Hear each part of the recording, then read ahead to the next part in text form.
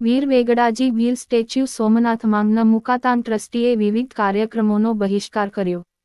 7 વર્ષ પહેલા સોમનાથના પ્રાચીન મંદિર ઉપર વિધર્મી શાસક મોહમ્મદ બેગડાએ ચઢાઈ કરી ત્યારે મંદિરના રક્ષણ માટે લાઠીના રાજકુમાર હમીરજી ગોહિલે તેમના 200 સાથી ઘોડેસવારો સાથે સોમનાથના રક્ષણ માટે તૈયારી કરી હતી।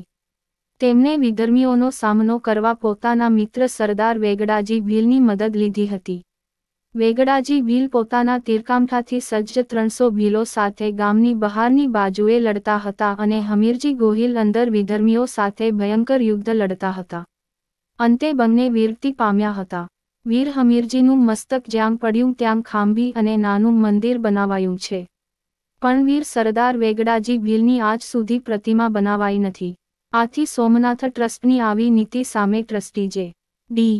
પરમારે ટ્રસ્ટના કોઈ કાર્યક્રમમાં હાજરી ન આપવાની જાહેરાત કરી છે। તેમણે કહ્યું હતું કે સોમનાથના ટ્રસ્ટી મંડળની બેઠક 2004માં મળી હતી ત્યારે ટ્રસ્ટી તરીકે પોતે પ્રમુખ કેશુભાઈ પટેલ અને અન્ય ટ્રસ્ટીઓ સામે બંને વીર શહીદોની પ્રતિમા મૂકવા દરખાસ્ત મૂકી હતી, જેને તમામ ટ્રસ્ટીઓએ સમર્થન આપ્યું હતું।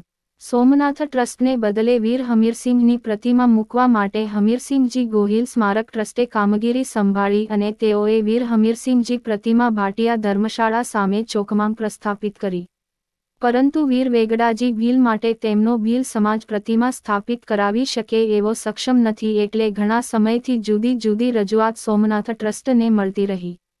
ટ્રસ્ટે તૈયાર કરેલી તીરકામઠાંવાળી ઊભેલી પ્રતિમાના સ્થાને ઘોડા ઉપર સવાર થયેલ વેગડાજીની પ્રતિમા તૈયાર કરી હતી, પરંતુ તે ક્યાં સ્થાપિત કરવી તેનો વિવાદ થયો હતો।